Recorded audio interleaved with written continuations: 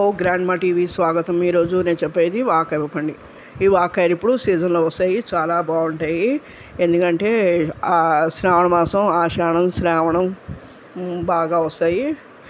భాద్రపదమును ఆ సీజన్ కార్తీక కూడా వస్తాయి, కానీ చాలా తక్కువ అండి. అప్పటికి అయిపోతుంది, పోతుంది. ఇది ఇప్పుడు వచ్చేవి కాబట్టి సీజనల్గా వచ్చేవి చాలా బాగుంటాయి, టేస్ట్ బాగుంటాయి. వీటి శుభ్రంగా 1-2 సార్లు కడిగి ఇంకా కావాలంటే నీళ్ళ నానబెట్టి వాటిని అన్నీ కట్ చేసుకోవాలి. ముందు రోజు సాయంత్రం కట్ చేసుకుంటే సరిపోతుంది. వాటిలో కట్ చేసినప్పుడు వాటిలో గింజలు ఉంటాయి, అవి తీసేసారండి. ఒక్కొక్కటి టైం పడుతుందండి. కాకపోతే మటుకు రుచి మటుకు అమోఘంగా ఉంటుంది. పులుపు మామిడికాయ కంటే కూడా పుల్లటి పులుపు ఉందండి. ఈ టేస్ట్ మటుకు బాగుంటుంది. ఒక 1/4 కిలో కందిపప్పుకి నేను ఒక 100 గ్రాములు వాడానండి. ఇంకా కొద్దిగా ఎక్కువ పడుతుంది. ఆ పులుపు కూడా ఇంకా అంత తెల్లని వాడు 200 గ్రాములు వేసుకున్నా సరిపోతుందండి. అదే ఇంకో 50 గ్రాములు ఎక్కువ వేసుకున్నా కందిపప్పు సరిపోతుంది. మామూలుగా అయితే నేను సరిపోయింది, మాకైతే పులుపు సరిపోయింది. చాలా వాడికి ఇంకో 50 గ్రాములు కూడా ఎక్కువ వేసుకోవచ్చు. దాన్ని ఇలా రెడీ చేసిన తర్వాత పప్పు ఉడకబెట్టుకోవాలి. నేను విడిగానే బయట ఉడకబెట్టాను. పప్పు ఉడకబెట్టి రెడీగా ఉంచుకోవాలి. మనం ముందుగా రెడీ చేసుకున్న ఈ వాకాయన్ని ఒక పొయ్యి అంటించి మూకులో వేసి ఉడకబెట్టాలి. విడిగా ఉడకబెట్టుకోవాలి. ఎందుకంటే పప్పుతో పాటు వేసేస్తే పప్పు ఉడకదండి, బెరుసుగా తయారైపోతుంది. అందుకని విడిగా ఉడకబెట్టుకున్నాను. ఎందుకంటే పులుపు కదా, పులుపు ఉన్న పదార్థాలు ఏవైనా సరే, మామిడికాయ కానీ ఇలాంటివి, టమాటా, ఇవన్నీ కూడా విడిగా ఉడకబెట్టుకుని పప్పులో కలిపితే చాలా బాగుంటాయి. ఇలా ఉడకబెట్టుకుని దానికి రుచి సరిపడా ఉప్పు వాటిని మనం ఇది ఒక 2 నిమిషాల్లో ఉడికిపోతుందండి. దానికి సరే రుచి పచ్చిమిరకాయలు కొద్దిగా ఎక్కువ వేసుకున్నా బాగానే ఉంటుందండి. ఎందుకంటే కారం అది బాగానే పడుతుంది. విపరీతం పులుపు కాదు కారం. అలాగే ముందుగా రెడీ చేసుకోవాలి. ఒక 5-6 ఎండుమిర్చి, ఒక 10-15 వెల్లుల్లిపాయ రెబ్బలు, ఆవాలు, మెంతులు, అలాగే ఇంగు అండి. ఈ పప్పు ఉడికి పక్కన పెట్టినాం కదా, ఈ ముక్కలు ఉడికిన తర్వాత అదే పప్పులో వేసేసి ఒకసారి పొయ్యి మీద పెట్టి దానికి ఒక కారం ఒక స్పూన్ వేసానండి. మీకు కావాలంటే కొద్దిగా ఎక్కువ వేసుకోవచ్చు.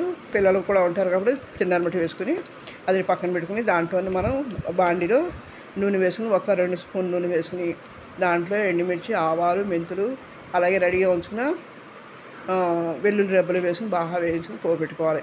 ఇది కొద్దిగా వాత కూడా కలదు కాబట్టి వీటికి ఏంటంటే కాంబినేషను వెల్లుల్లిపాయ వాడితే ఎలాంటి ఇబ్బంది ఉండదు. ఆరోగ్యరీత్యా కూడా బాగానే ఉంటుంది. ఎవరైనా పడని వాళ్ళకి అయితే 1-2 సార్లు అయితే ఏం పడదు, ఇబ్బంది లేదు. కానీ మరీ ఎక్కువ తినకూడదు. ఇది ఈ సీజన్లో వస్తాయి కాబట్టి మంచిదండి. ఇవి ఒకసారి తినవచ్చు. శారీరకంగా కూడా అనారోగ్యంగా ఉన్న వాళ్ళకి ఇబ్బంది ఏమి ఉండదండి. ఒకసారి అయితే ఇబ్బంది ఉండదు, మరీ ఎక్కువ సార్లు తినకూడదు. మామూలుగా అయితే 1-2 సార్లు తినొచ్చండి, ఇబ్బంది లేని వాళ్ళు. ఇది చాలా చాలా మంచి ఆహారం అండి మనకి. ఎందుకంటే సీజన్లో వచ్చేది, ప్రకృతి ఇచ్చింది, మన సీజన్లో వచ్చేవి తినాలని. కానీ ఇప్పుడు వాడి నిర్లక్ష్యం వల్ల తినట్లేదు. ఎంతసేపు ప్రాసెస్ ఫుడ్, ఫాస్ట్ ఫుడ్కి అలవాటు పడి ఇలాంటివి తినడం మానేశారు. అందుకే చాలామంది కొన్ని వ్యాధుల వల్ల, దీర్ఘకాల వ్యాధులు పడి ఇబ్బంది పడుతున్నారు. అందుకే మనం కూడా అలాంటివి కాకుండా మనకు వచ్చే సీజనల్వన్నీ తింటూ మన ఆరోగ్యాన్ని జాగ్రత్త చూసుకోవాలి. అలాగే దీని కాంబినేషను అప్పడాలు, వడియాలు, పిండి వడియాలు, అలాగే చల్లమిరపకాయలు కూడా అండి చాలా చాలా బాగుంటుంది.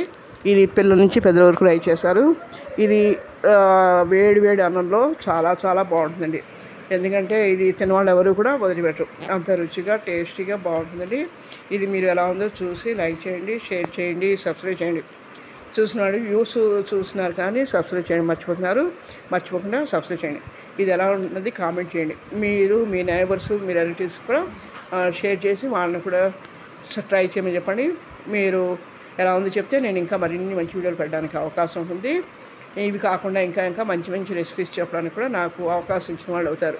నేను నా చిన్న ప్రయత్నం ఏంటంటే తొందరగా అయిపోయేవి, ఇబ్బంది లేకుండా ఉండేవే చెప్తున్నాను. అలాగే స్నాక్స్ ఐటమ్స్ కానీ, కర్రీస్ కానీ అవే చెప్తున్నాను. మీరు లైక్ చేయండి. కొత్త నేర్చుకోవడానికి చాలా ఉపయోగం. Okay, thank you.